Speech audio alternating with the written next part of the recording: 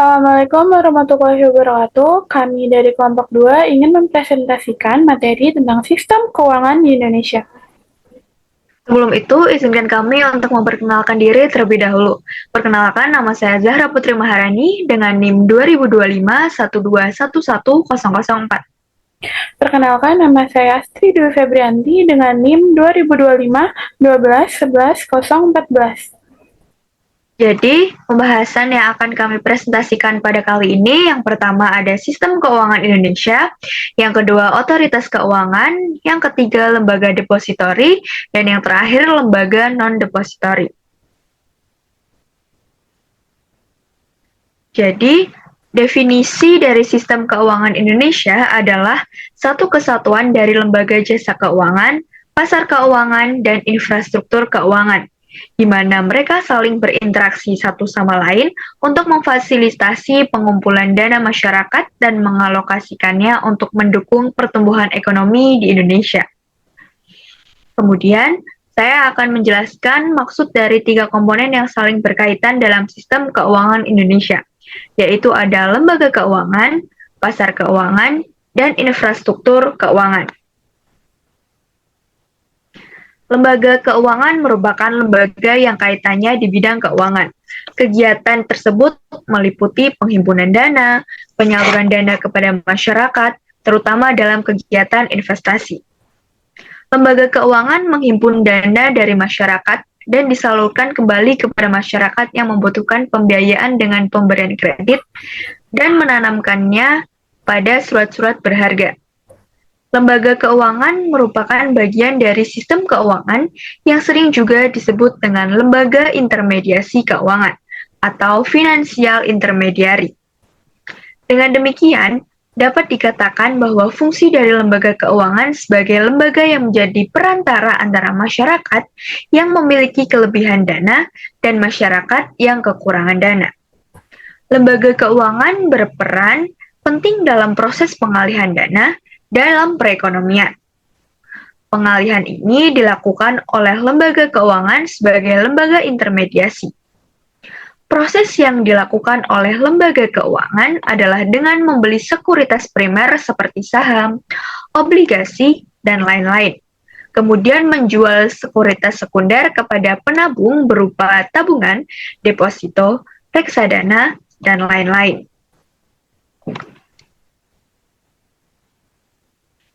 Komponen lembaga keuangan, yang pertama ada Bank Indonesia, yang kedua lembaga perbankan, yang ketiga asuransi, yang keempat pasar modal, yang kelima pegadaian, dan yang terakhir lembaga pembiayaan.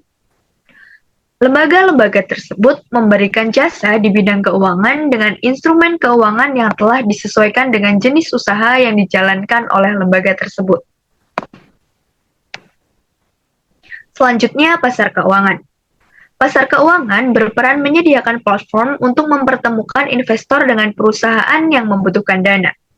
Pasar keuangan adalah tempat terjadinya kegiatan jual beli berbagai instrumen keuangan, seperti saham, obligasi, valuta asing, dan derivatif.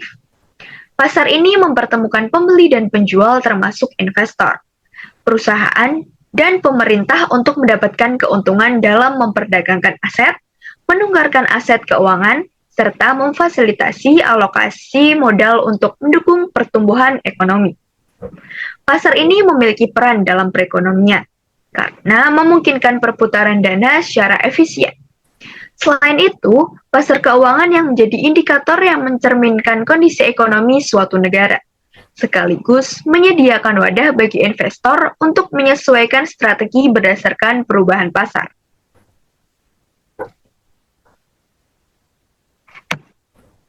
Fungsi dari pasar keuangan. Yang pertama ada menyediakan akses ke sumber dana.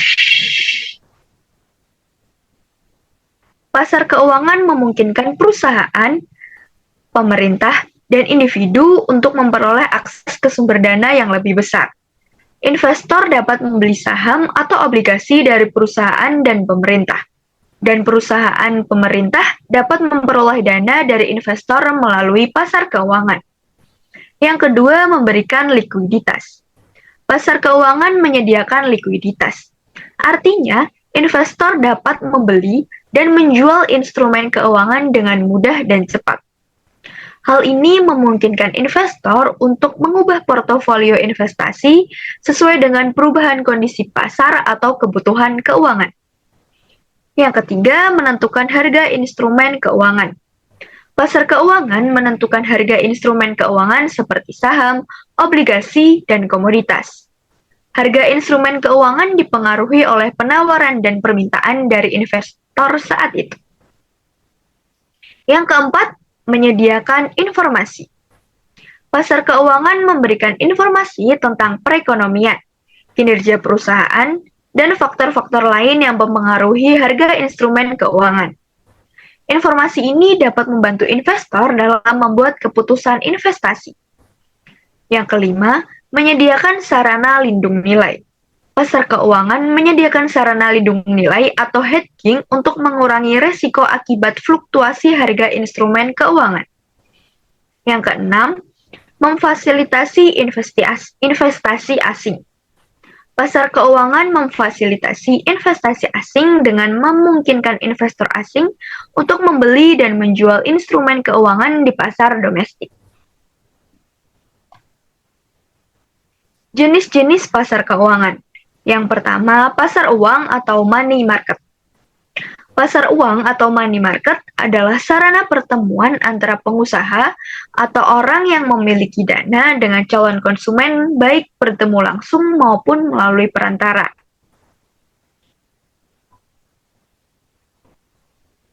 Fungsi dari pasar uang yang pertama, memberikan kemudahan bagi emiten memperoleh suntikan dana jangka pendek. Itu maksudnya adalah mempertemukan pihak yang memiliki kelebihan dana dengan emiten yang memerlukan suntikan dana.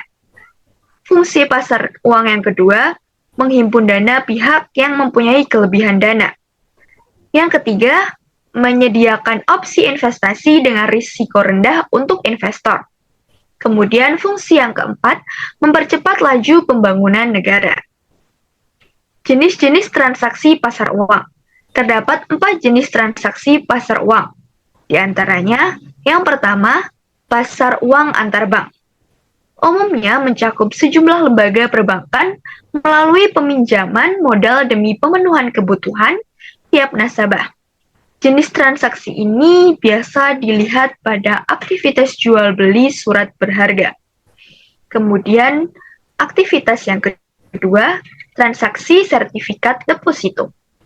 Bank akan menerbitkan surat berharga yang mampu dibeli oleh para nasabah dengan jumlah tertentu. Namun, sertifikat tersebut dapat dipindah tangankan. Selanjutnya, jual beli sertifikat utang. Bank sentral mengeluarkan surat utang untuk bank umum yang mampu dijual kembali untuk tambahan dana ke bank sentral. Berlaku juga sebaliknya. Bank umum pun mampu menjual surat utang ke bank sentral agar memperoleh tambahan dana. Selanjutnya, pasar valuta asing. Aktivitas jual beli berbentuk valuta asing yang mampu ditukar dengan mata uang RI ataupun sebaliknya. Sebab terdapat sejumlah investor asing. Jadi, transaksi ini amat memudahkan transaksi valuta asing antar negara. Yang kedua yaitu pasar modal atau capital market.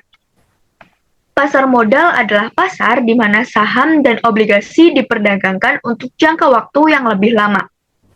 Biasanya digunakan untuk memperoleh dana jangka panjang. Pasar modal juga memfasilitasi penawaran umum perdana atau initial public offering dan penerbitan obligasi korporasi. Fungsi pasar modal yang pertama, pasar modal sebagai sarana penambah modal bagi usaha. Yang kedua, pasar modal sebagai sarana pemerataan pendapatan. Yang ketiga, pasar modal sebagai sarana peningkatan kapasitas produksi. Kemudian yang keempat, pasar modal sebagai sarana penciptaan tenaga kerja.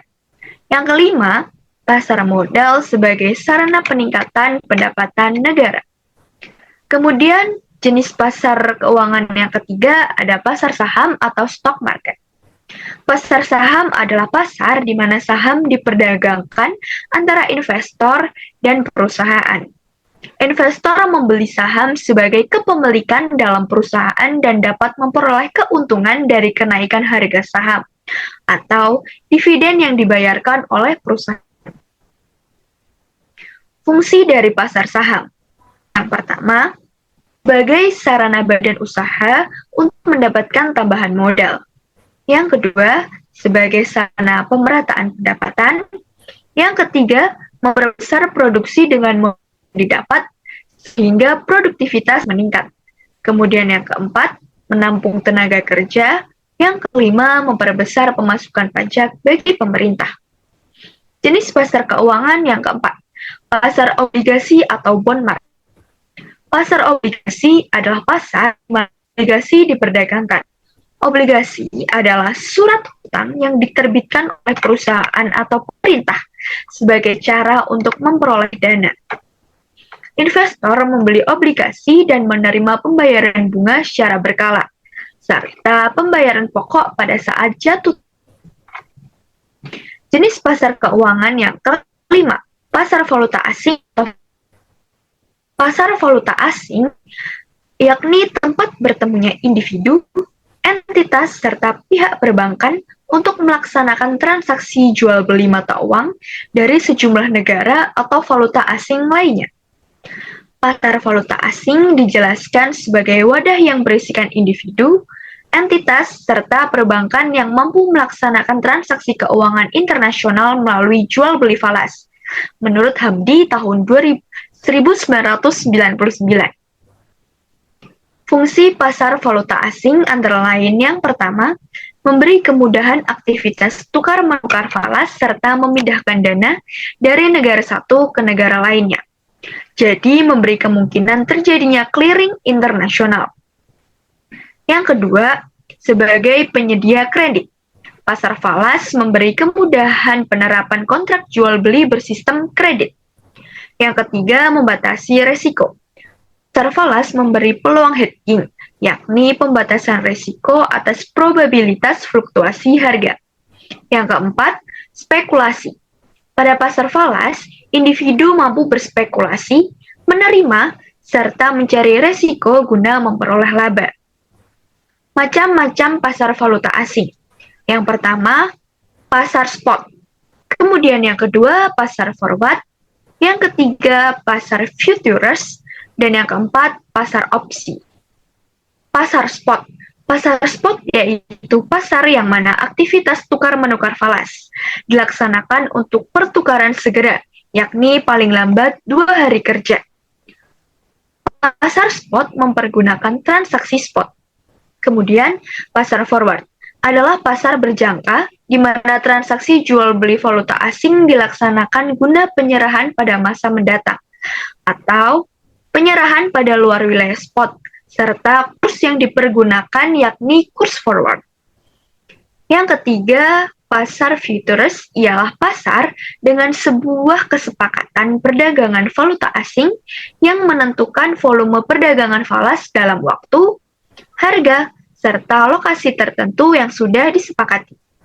Yang keempat, pasar opsi atau option market ialah pasar yang mempergunakan kontrak atas dasar hak memilih mempergunakan opsi ataukah tidak. Yang keenam adalah pasar derivatif atau derivatives market. Yang dimaksud pasar derivatif adalah pasar di mana kontrak derivatif seperti futures, options, dan swap diperdagangkan. Kontrak derivatif digunakan untuk melindungi nilai aset, melakukan spekulasi, atau mengurangi risiko. Kemudian yang terakhir adalah pasar komoditas atau commodity market.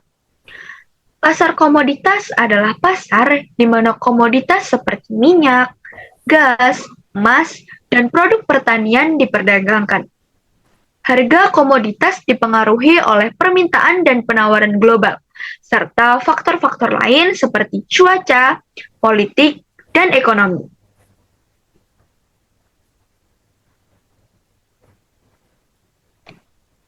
Regulasi pasar keuangan.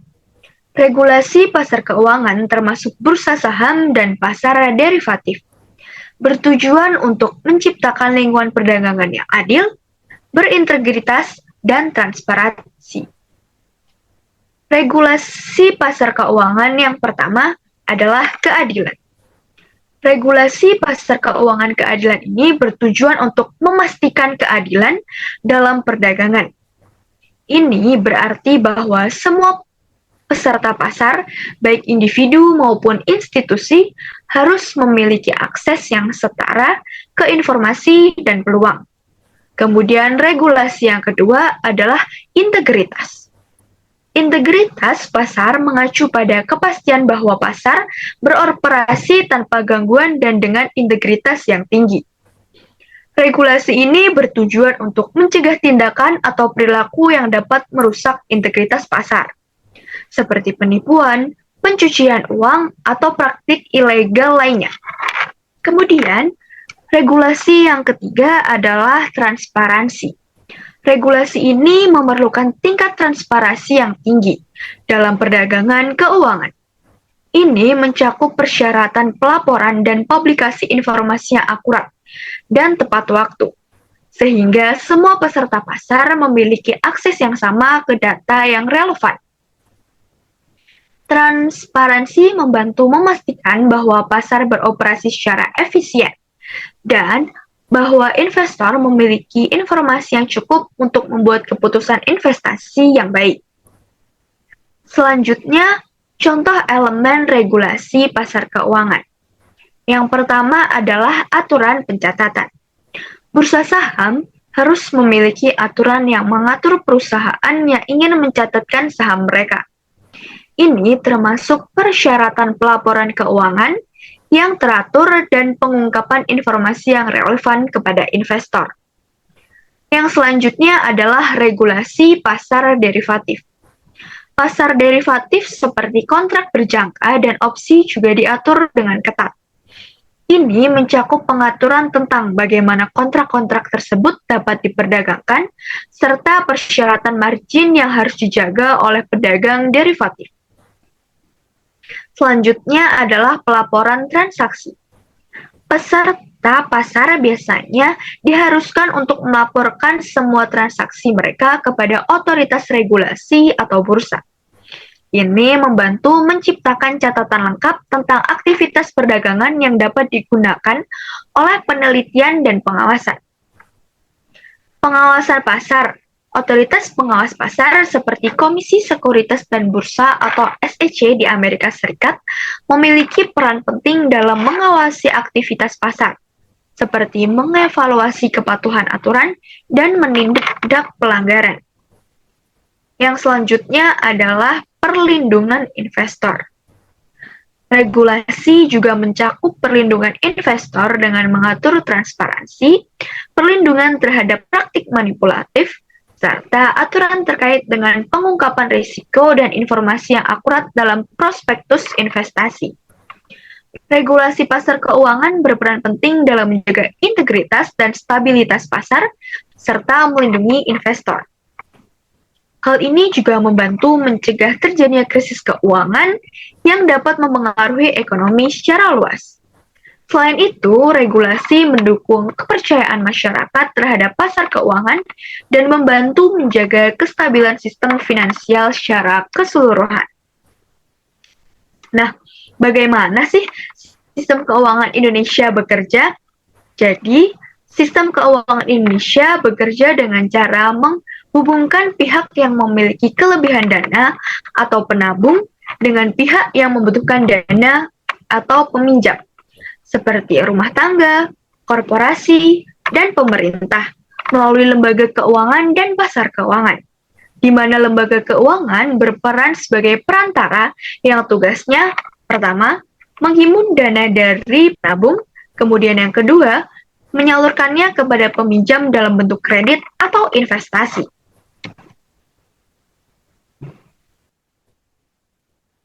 Selanjutnya, aku akan menjelaskan tentang otoritas keuangan. Next.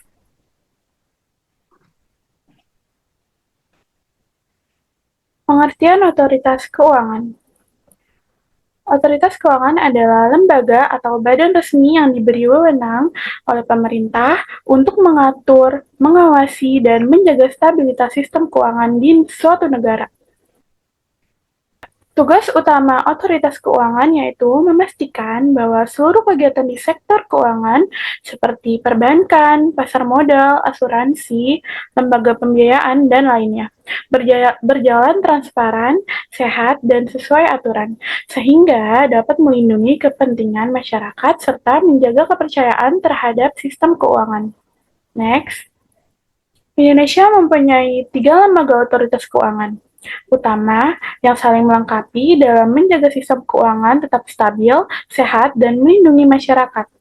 Lembaga otoritas keuangan yang pertama ada Bank Indonesia, yang kedua ada Otoritas Jasa Keuangan atau biasa disebut OJK, yang ketiga ada Lembaga Penjamin Simpanan yang biasa disebut LPS, yang keempat ada Komite Stabilitas Sistem Keuangan yang biasa disebut KSSK. Yang pertama saya bahas adalah tentang Bank Indonesia. Pertama, sejarah dan kedudukan Bank Indonesia. Bank Indonesia adalah Bank Sentral Republik Indonesia yang didirikan pada tahun 1953, menggantikan Deja Vasce, Bank Warisan Belanda. Sejak itu, Bank Indonesia menjalankan fungsi utama sebagai lembaga yang menjaga kestabilan moneter nasional. Dalam Undang-Undang Nomor 23 Tahun 1999 tentang Bank Indonesia ditegaskan bahwa Bank Indonesia adalah lembaga negara yang independen. Artinya, dalam menetapkan kebijakan moneter, Bank Indonesia tidak boleh diintervensi oleh pemerintah maupun pihak lain. Ketentuan itu diperkuat dengan perubahan melalui Undang-Undang Nomor 3 Tahun 2004, Undang-Undang Nomor 6 Tahun 2009, dan terakhir dalam Undang-Undang P2SK Nomor 4 Tahun 2023. Tujuan utama Bank Indonesia.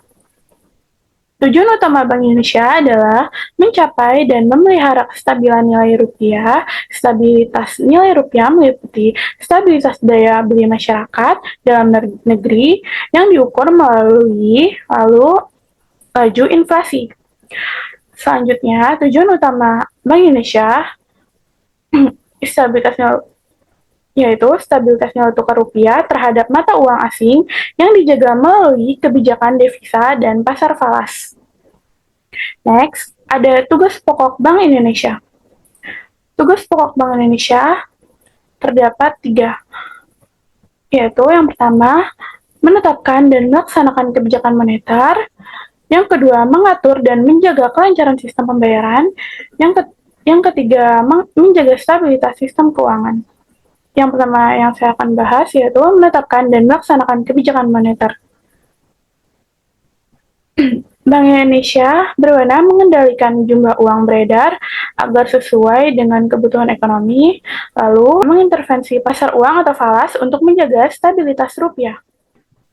Tujuan akhir kebijakan moneter Indonesia adalah mengendalikan inflasi dan menjaga pertumbuhan ekonomi yang stabil. Yang kedua yaitu mengatur dan menjaga kelancaran sistem pembayaran. Bank Indonesia mempunyai sistem pembayaran tunai mencetak, mengedarkan, dan menjaga keaslian serta kualitas uang rupiah. Uang rupiah ditetapkan sebagai satu-satunya alat pembayaran sah di Indonesia. Lalu sistem pembayaran non-tunai, mengatur instrumen pembayaran modern, lalu transfer antar bank, kartu debit kredit, dan transaksi digital. Bank Indonesia mengembangkan infrastruktur seperti sistem clearing nasional, yang kedua real-time gross settlement, yang ketiga BIFAS, yang terakhir KRIS. Dengan ini, Bank Indonesia menjamin sistem pembayaran nasional berjalan aman, efisien, dan andal. Yang saya akan bahas selanjutnya yaitu yang C, menjaga stabilitas sistem keuangan. Bank Indonesia melakukan pemantauan risiko makroekonomi, mencegah krisis keuangan, dan menjaga kepercayaan publik pada sistem keuangan.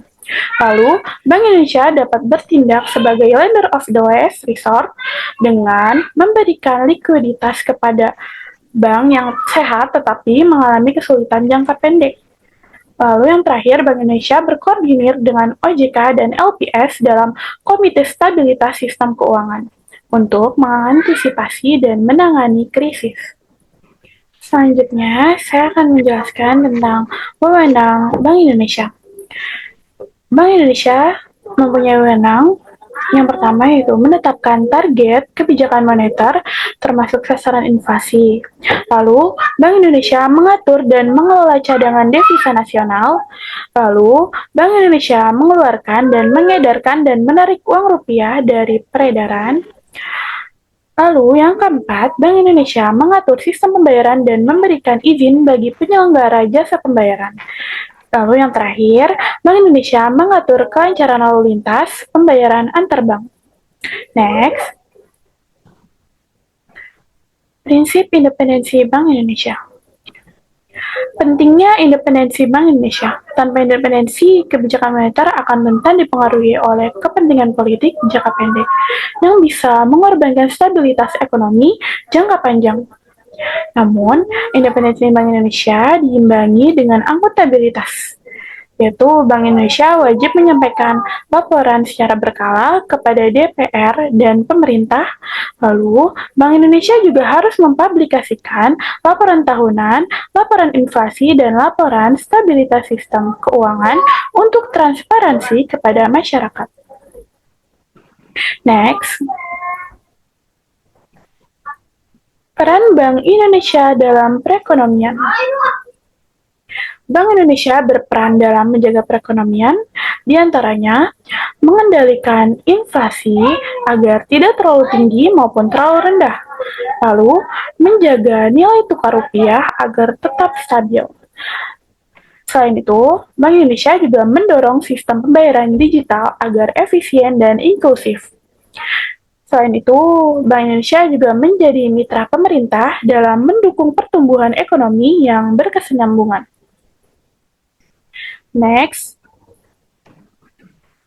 saya akan membahas yang kedua, otoritas jasa keuangan yang biasa disebut OJK. Next, OJK merupakan lembaga independen berdiri pada tanggal 16 Juli 2012 yang dibentuk berdasarkan Undang-Undang Republik Indonesia Nomor 21 Tahun 2011 tentang Otoritas Jasa Keuangan. OJK berkedudukan di Ibu Kota Negara Kesatuan Republik Indonesia, NKRI, dan dapat memiliki kantor di dalam dan di luar NKRI yang dibentuk sesuai kebutuhan.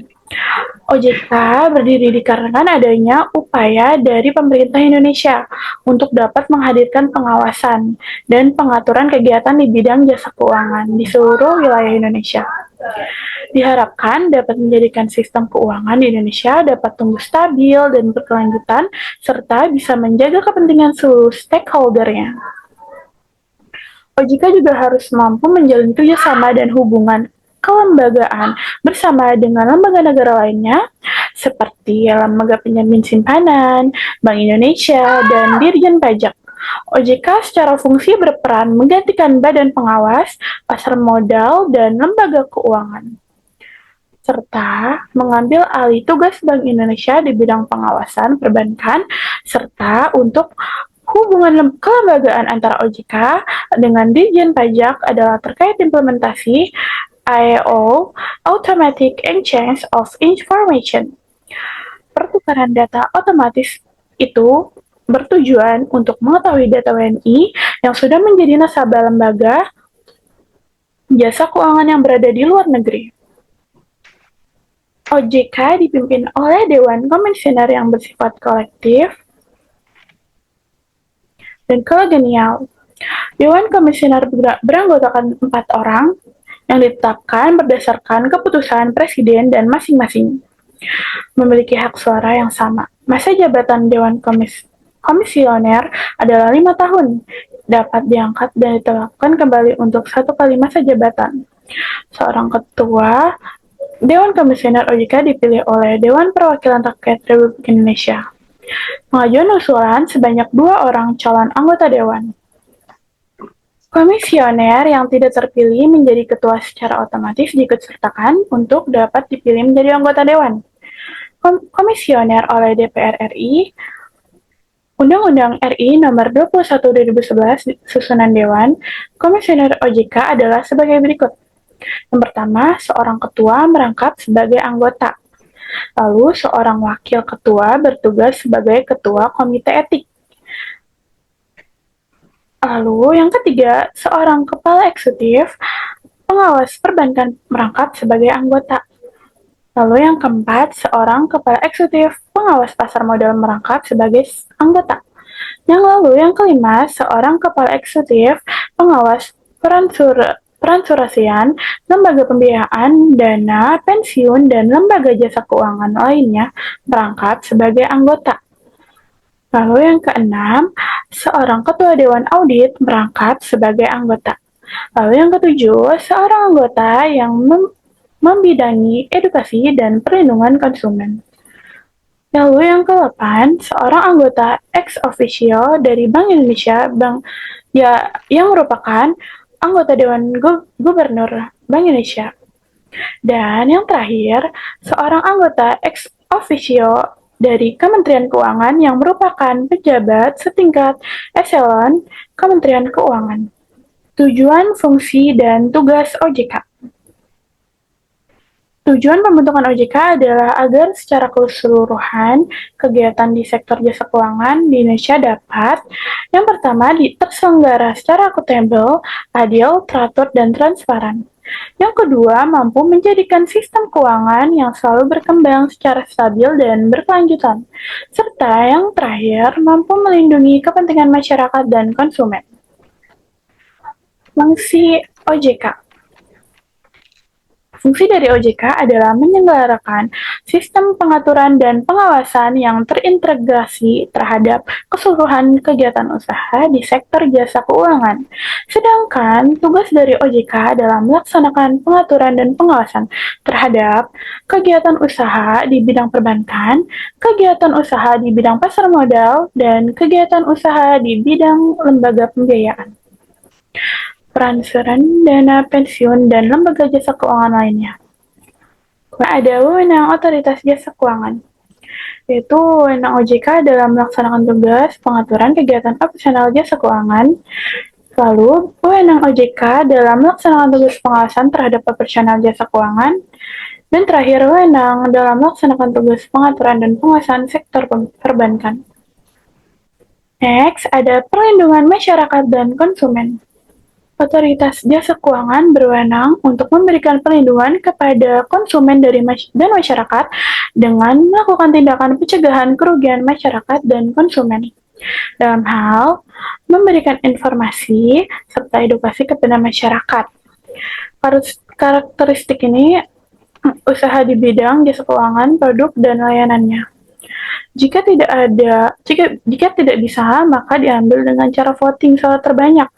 Forum ini beranggotakan yang pertama, Menteri Keuangan sebagai koordinator merangkap anggota, Gubernur Bank Indonesia sebagai anggota, lalu Ketua Dewan Komisioner OJK sebagai anggota, dan Ketua Dewan Komisioner Lembaga Penjamin sebagai anggota.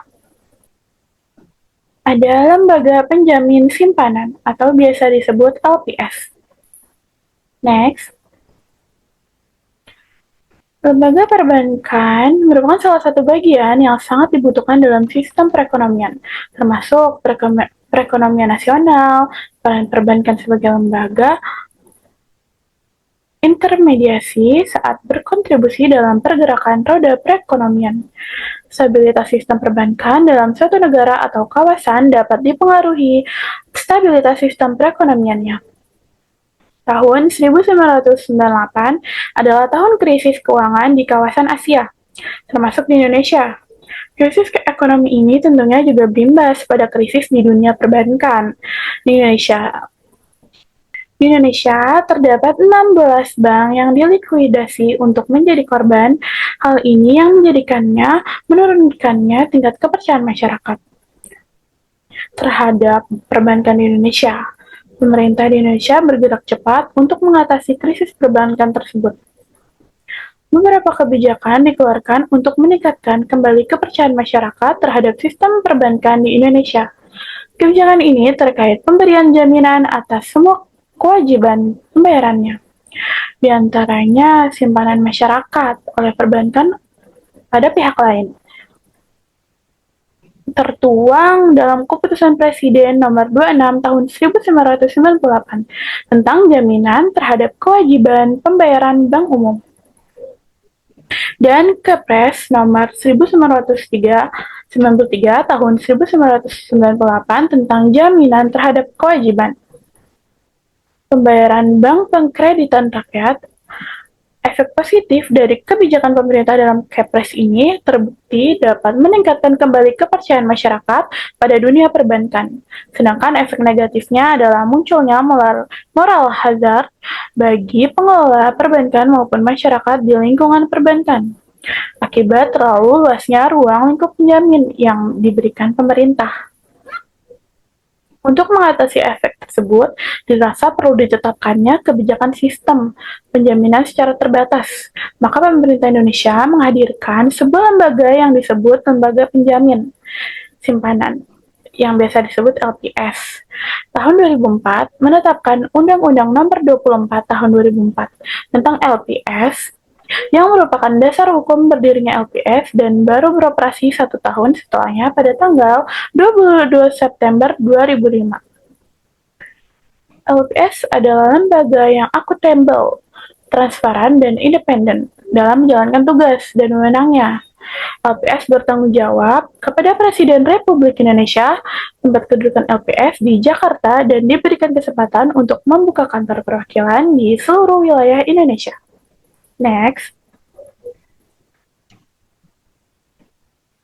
Visi, misi, dan nilai-nilai LPS. Visi yang ditetapkan LPS adalah menjadi lembaga yang terdepan, terpercaya, dan diakui di tingkat nasional dan internasional dalam menjamin simpanan nasabah dan melaksanakan resolusi bank untuk mendorong dan memelihara stabilitas sistem keuangan. Visi ini yang menjadikan kiblat dalam setiap aktivitas pengelolaan di LPS. Merujuk pada visi tersebut, maka disusunlah misi dari LPS sebagai turunannya, yaitu menyelenggarakan penjaminan simpanan yang efektif dalam rangka melindungi nasabah, lalu melaksanakan resolusi bank yang efektif dan efisien. Lalu yang ketiga, misi LPS yaitu melaksanakan penanganan krisis melalui restrukturasi bank yang efektif dan efisien. Dan yang terakhir, berperan aktif dalam mendorong dan memelihara stabilitas sistem keuangan nasional melalui organisasi dan yang kompeten. Nilai-nilai yang terdapat di LPS adalah integrity, collaboration, accountable, respect, dan excellence. Nilai-nilai ini merupakan penjabaran dari visi dan misi yang telah ditetapkan dan diimplementasikan sebagai jati diri dalam aktivitas kinerja seluruh personilnya. Berikut adalah makna nilai-nilai yang ditetapkan di LPS.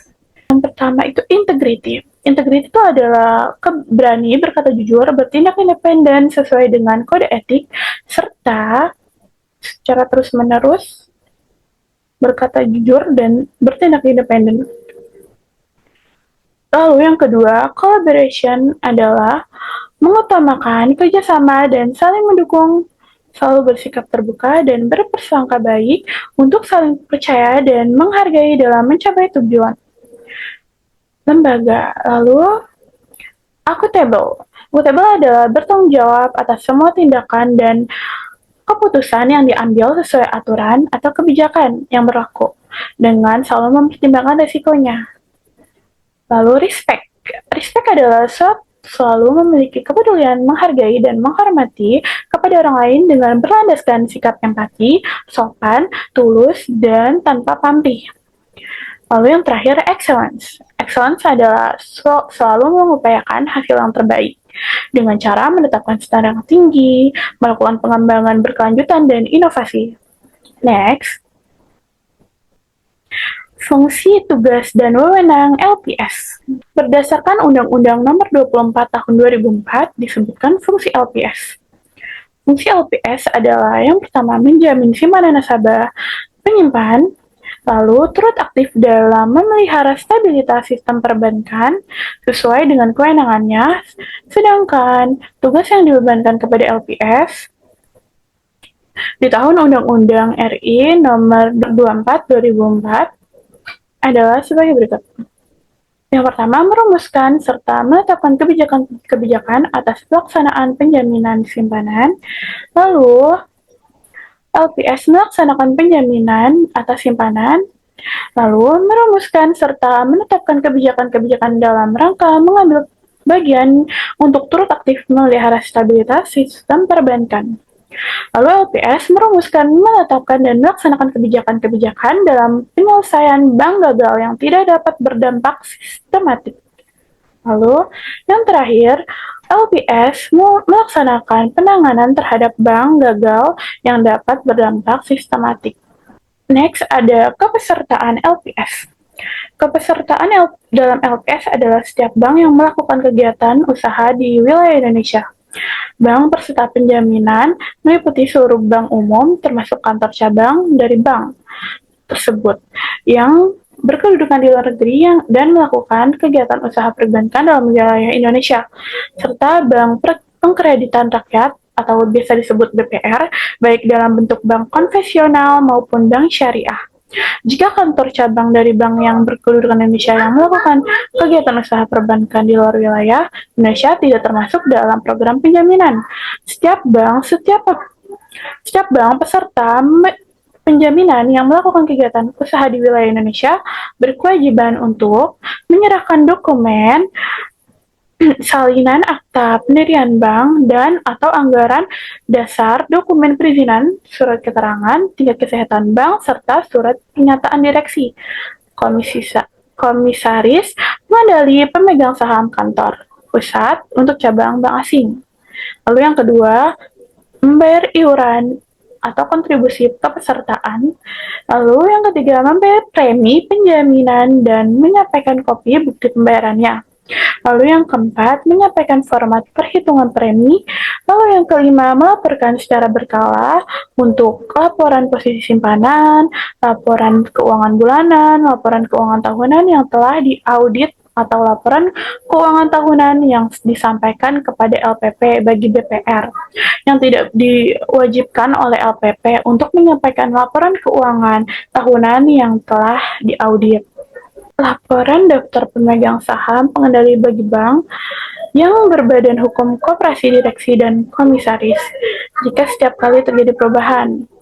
LPS melaporkan perubahan alamat jika terjadi dan memasang bukti kepesertaan di kantor atau di tempat lainnya yang dapat diketahui masyarakat dengan mudah.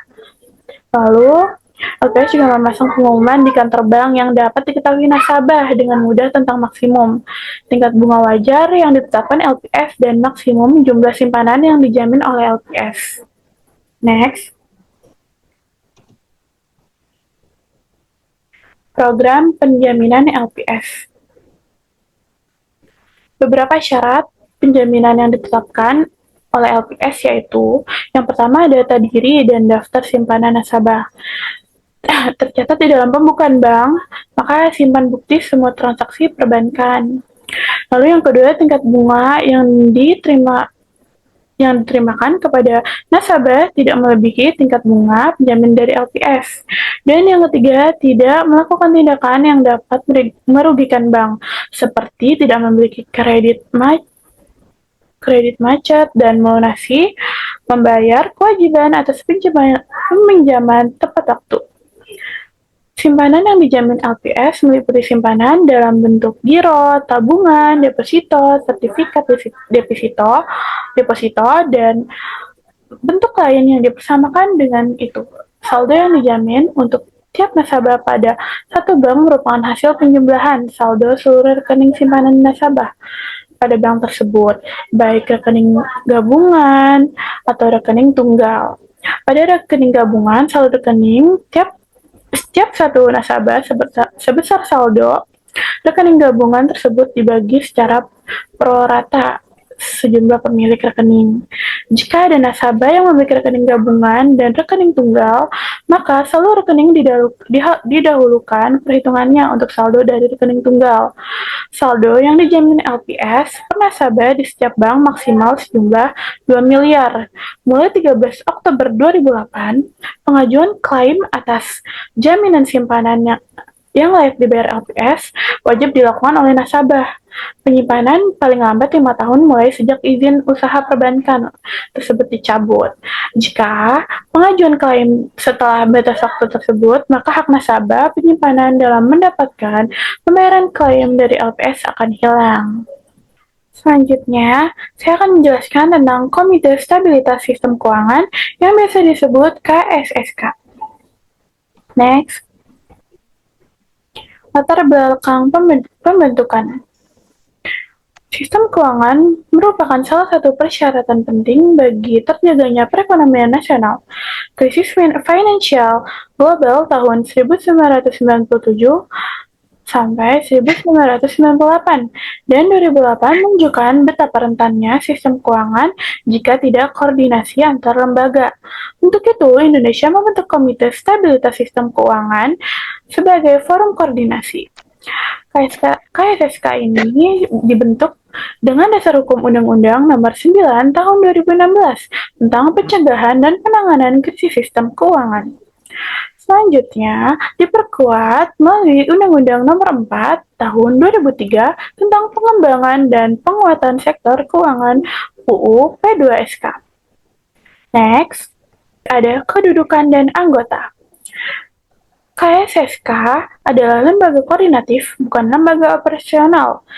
Anggotanya terdiri dari Menteri Keuangan yang bertindak sebagai koordinator, lalu Gubernur Bank Indonesia, lalu yang ketiga Ketua Dewan Komisioner Otoritas Jasa Keuangan, lalu Ketua Dewan Komisioner Lembaga Penjamin Simpanan LPS.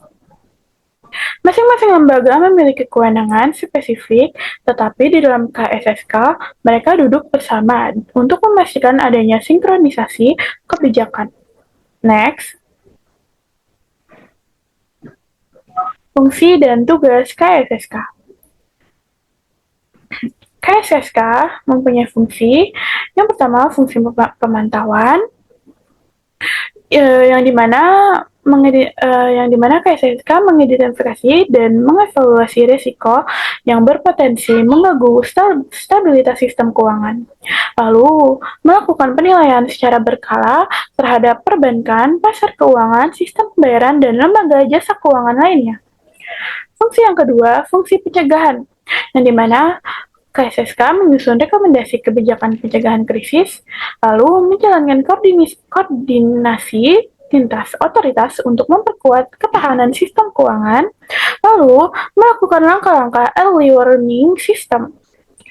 Fungsi yang ketiga yaitu fungsi penanganan krisis, yang dimana KSSK mengambil langkah terpadu dalam menghadapi krisis, lalu menentukan status krisis sistem keuangan, lalu mengkoordinasikan langkah-langkah penanganan melalui BI, OJK, LPS, dan Kemenko. Next, mekanisme kerja SSK.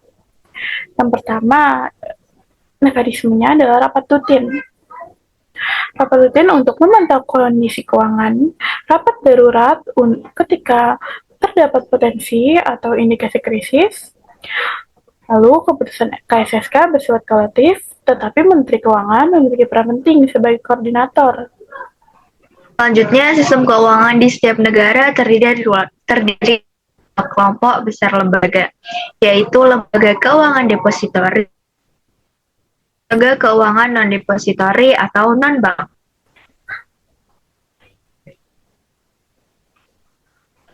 Definisi lembaga depositori. Lembaga keuangan depositori adalah lembaga keuangan yang diperbolehkan mengumpulkan dana dari masyarakat dalam bentuk deposito. Dalam prakteknya, yang boleh mengumpulkan deposito hanyalah bank, sehingga lembaga depositori lebih dikenal dengan perbankan. Jenis-jenis dari lembaga depositori ada dua, Yang pertama, bank umum, kemudian yang kedua, Bank Perkreditan Rakyat atau BPR. Definisi dari bank umum. Bank umum atau bank perdagangan bukan saja dapat meminjamkan atau menginvestasikan berbagai jenis tabungan yang diperolehnya, tetapi juga dapat memberikan pinjaman dari menciptakan sendiri uang viral. Bank umum merupakan lembaga keuangan yang paling penting dan berpengaruh dalam kegiatan ekonomi. Bank umum adalah bank yang melaksanakan kegiatan usaha secara konvensional dan berdasarkan prinsip syariah yang dalam kegiatannya memberikan jasa dalam lalu lintas pembayaran. Definisi bank umum menurut Undang-Undang Nomor 10 Tahun 1998 adalah badan usaha yang menghimpun dana dari masyarakat dalam bentuk simpanan dan juga menyalurkannya kepada masyarakat dalam bentuk kredit atau juga bentuk-bentuk lainnya dalam rangka untuk meningkatkan taraf hidup rakyat banyak. Sifat jasa yang diberikan adalah umum, artinya dapat memberikan seluruh jasa perbankan yang ada. Bank umum juga sering disebut sebagai bank komersil. Fungsi bank umum. Yang pertama, menghimpun dana dari tabungan masyarakat. Kemudian yang kedua, memberikan pinjaman atau kredit. Yang ketiga, menyediakan mekanisme pembayaran. Selanjutnya, menciptakan uang viral. Yang kelima, menyediakan fasilitas untuk memperlancar perdagangan luar negeri.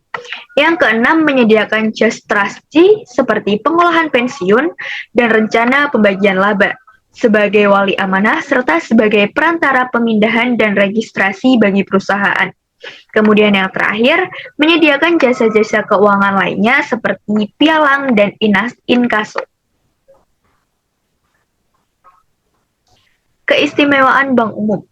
Yang pertama adalah kesanggupan bank umum untuk menciptakan tabungan yang dapat diambil sewaktu-waktu dengan cek atau kartu ATM. Kemudian yang kedua, menciptakan atau menghapuskan daya beli yang ada di dalam perekonomian. Dan yang terakhir, corak kegiatannya dengan memberi aman jangka pendek. Peran dari bank umum ini ada 3. Yang pertama, menyediakan berbagai jasa perbankan. Kemudian yang kedua, sebagai jantung dari perekonomian. Dan yang ketiga, melaksanakan kebijakan moneter. Produk-produk bank umum diantaranya yang pertama, produk konvensional dalam bentuk simpanan di bank. Contohnya seperti giro, deposito berjangka, dan sertifikat deposito berjangka. Kemudian, kedua, ikut serta memberikan jasa dalam lalu lintas pembayaran dan peredaran uang. Jasa ini dapat berbentuk seperti yang pertama, lalu lintas pembayaran dalam negeri seperti inkaso dan transfer. Yang kedua, lalu lintas pembayaran luar negeri dalam bentuk LRC, Letter of Credit, yang merupakan surat jaminan bank untuk transaksi ekspor maupun impor. Yang selanjutnya adalah pemberian kredit, kemudian jasa-jasa perbankan lainnya sebagai berikut. Yang pertama, traveler checkway adalah jual beli cek perjalanan. Dan yang kedua, banknote adalah jual kertas. Selanjutnya adalah credit card, adalah kartu yang dibuat oleh dan dapat digunakan sebagai alat pembayaran pengganti uang tunai atau cek. Selanjutnya ada jual beli valuta asing, adalah bank ikut serta melakukan jual beli valuta asing dengan kurs atau nilai tukar yang berlaku. Selanjutnya pembayaran listrik, telepon, gaji, dan pajak. Yang terakhir menyediakan safe deposito box.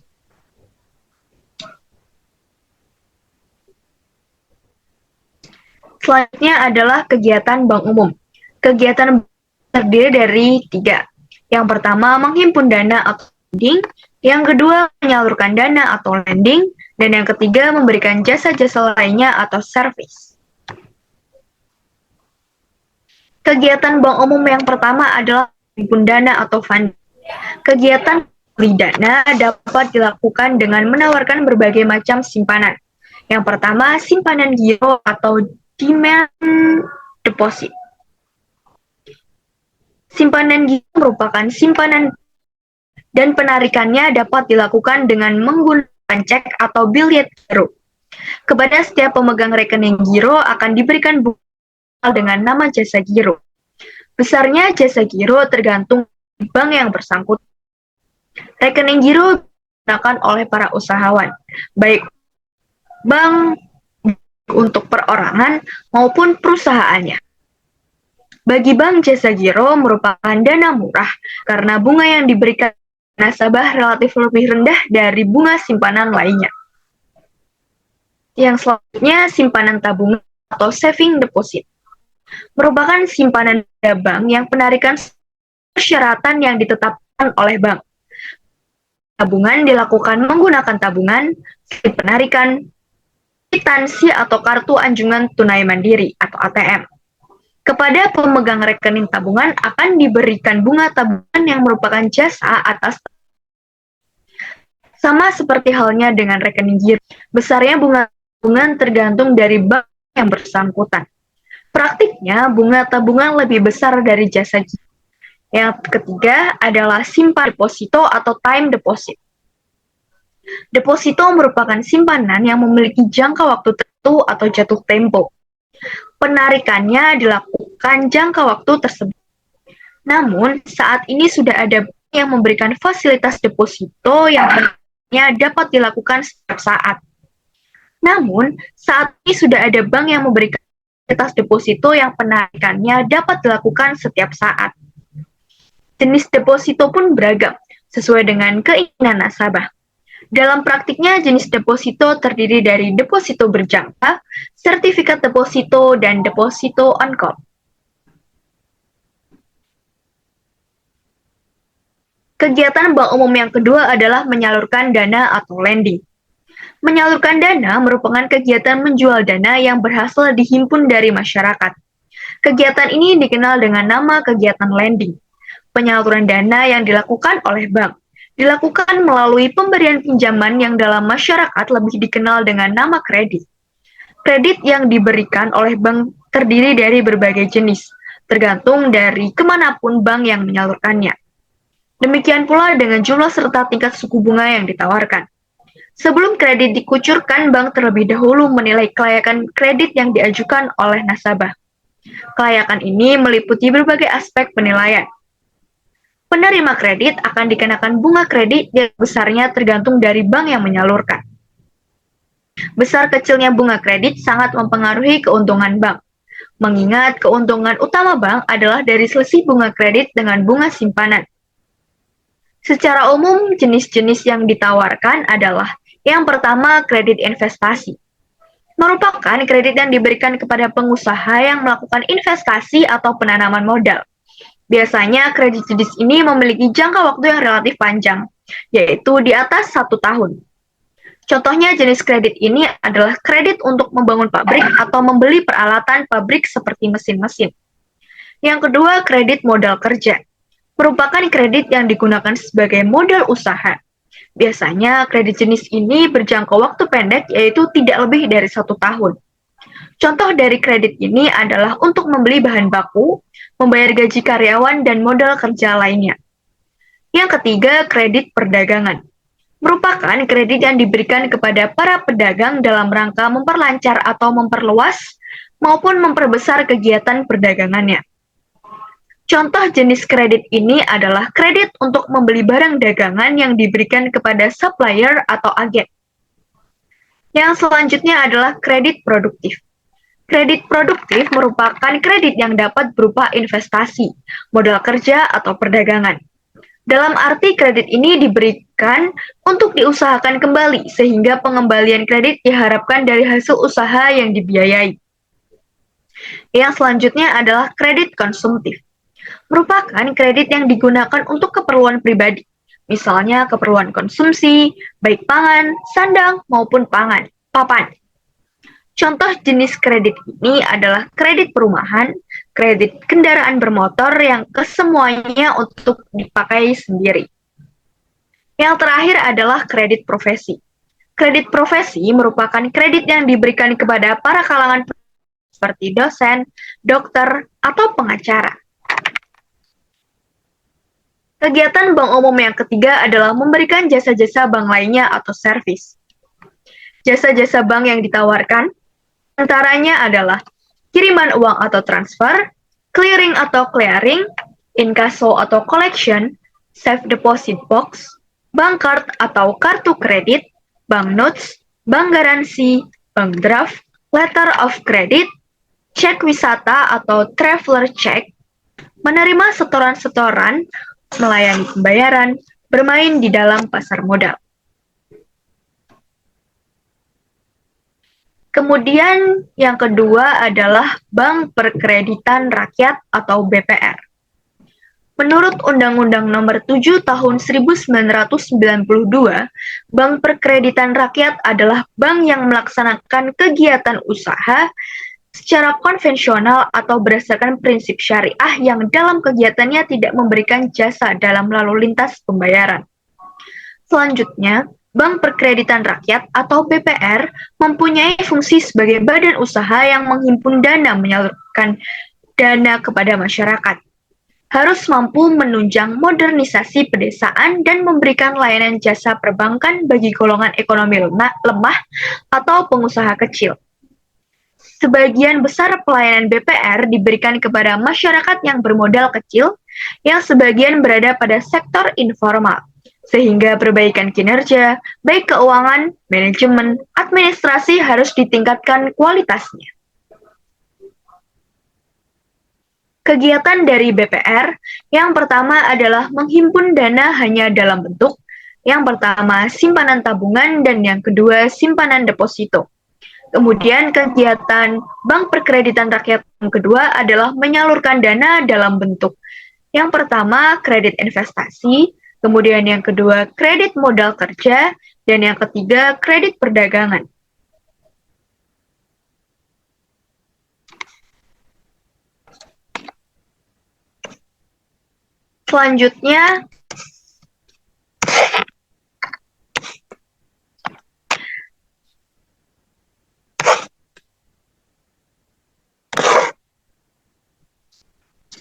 Selanjutnya adalah larangan BPR.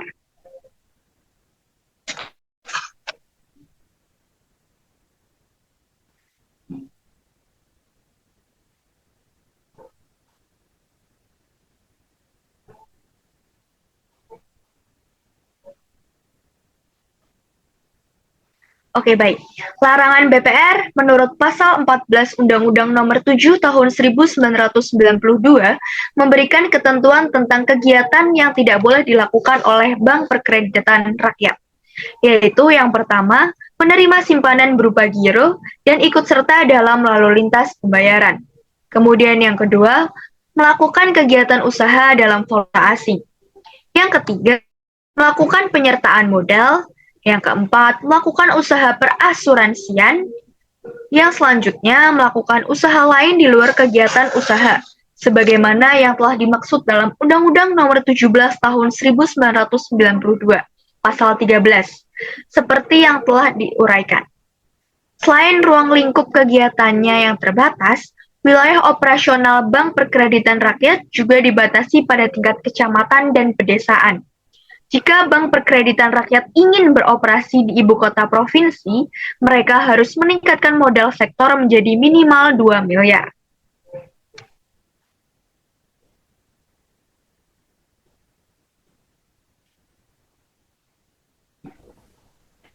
Lanjut, saya akan menjelaskan lembaga non-depository. Next.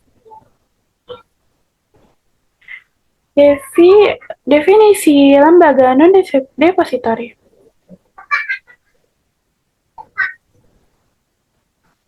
Definisinya, yang pertama adalah lembaga keuangan non-depository adalah lembaga yang kegiatan usahanya menghimpun dana dari masyarakat, bukan dalam bentuk simpanan, melainkan melalui mekanisme kontraktual, kemudian menyalurkannya untuk kepentingan ekonomi.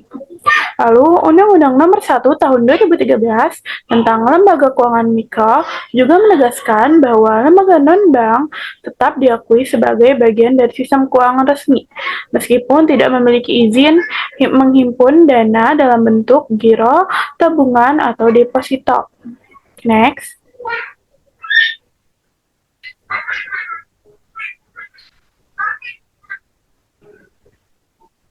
Karakteristik lembaga non-depository. Karakteristik yang pertama, tidak menghimpun simpanan atau tidak ada tabungan, giro, maupun deposito. Yang kedua, menghimpun dana kontrak seperti premi, iuran, penjualan produk, lalu investasi modal. Yang ketiga, berorientasi proteksi dan pembiayaan. Tidak sekedar menyalurkan dana, tetapi juga melindungi resiko.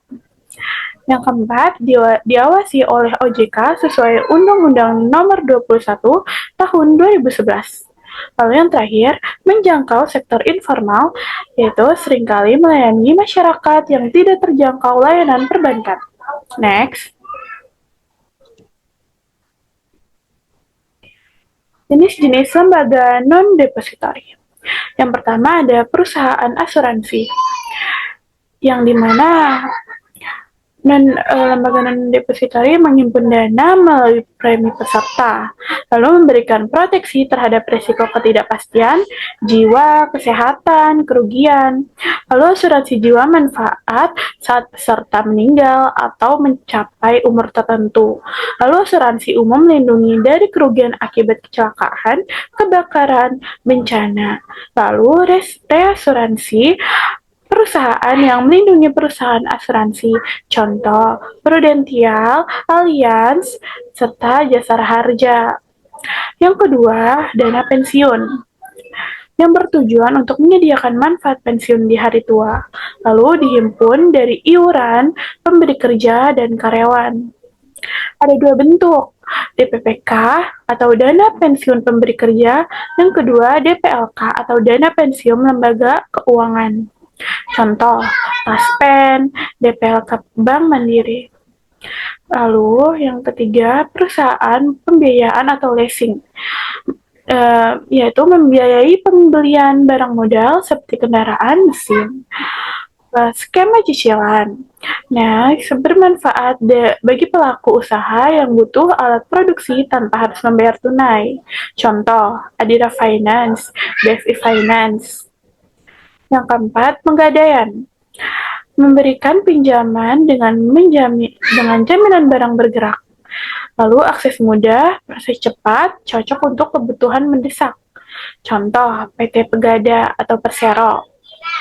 Yang kelima, ada modal vendor, yaitu menyediakan modal untuk perusahaan rintisan atau UMKM dengan risiko tinggi.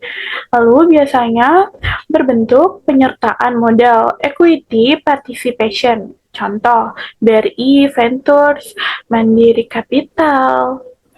Lalu yang keenam, anjak piutang atau biasa disebut factoring. Yang biasa mengambil alih piutang usaha dari perusahaan. Lalu perusahaan dapat langsung memperoleh dana tunai tanpa menunggu piutang ditagih. Lalu yang ketujuh, vintage atau financial technology, yang perkembangannya terbaru dari lembaga non-bank. Lalu menyediakan jasa keuangan berbasis teknologi. Bentuknya dompet digital seperti OVO, Dana, GoPay. Lalu P2P lending seperti Investri, Amerta. Lalu platform investasi online seperti Bibit atau Ajaib. Next.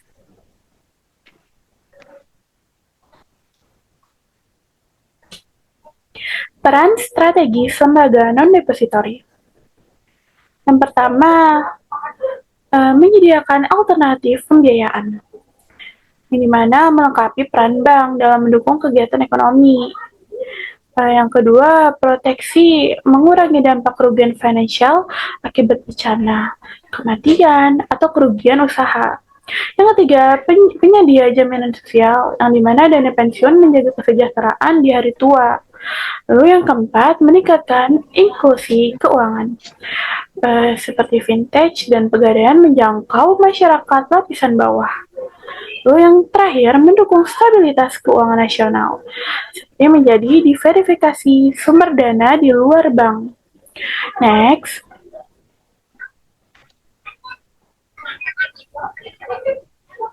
Landasan hukum dan pengawasan. Landasan hukum yang pertama ada di Undang-Undang Nomor 40 Tahun 2014 tentang Peransurasian. Lalu yang kedua ada di Undang-Undang Nomor 11 Tahun 1992 tentang dana pensiun. Lalu ada di Undang-Undang Nomor 42 Tahun 1999 tentang jaminan fidusia. Lalu yang terakhir ada di PJOK tentang vintage lending di tahun 2016 dan diperbarui baru di 2022. Next. Contoh peran nyata di Indonesia. Contoh peran nyata di Indonesia ada asuransi jasa harja yang dimana melindungi korban kecelakaan lalu lintas. Yang kedua, Taspen yang dimana menyediakan pensiun bagi ASN.